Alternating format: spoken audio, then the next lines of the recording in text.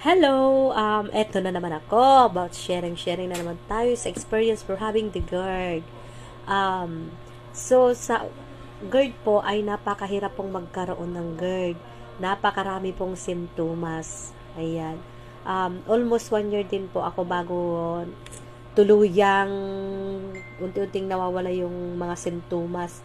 So, ang ginawa ko lang din po, it's almost 7 months kasi akong uminom ng gamot. Then, nung in-stop ko po yung gamot is nag-herbal ako and sinabayan ko ng change lifestyle.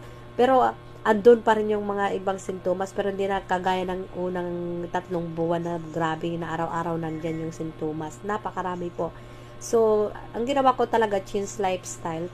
Nagpurong gulay ako, nilagang gulay, steam, na isda, kahit anong isda or nilagang isda na may halong gulay, na ang pampalasa ko lang po ay luya at saka asin. So, lagi pong ganun yung aking ulam sa almost 1 year. Pero paminsan-minsan po ako tumitikim ng inihaw na manok, pritong manok, pero hindi ako nakain ng balat.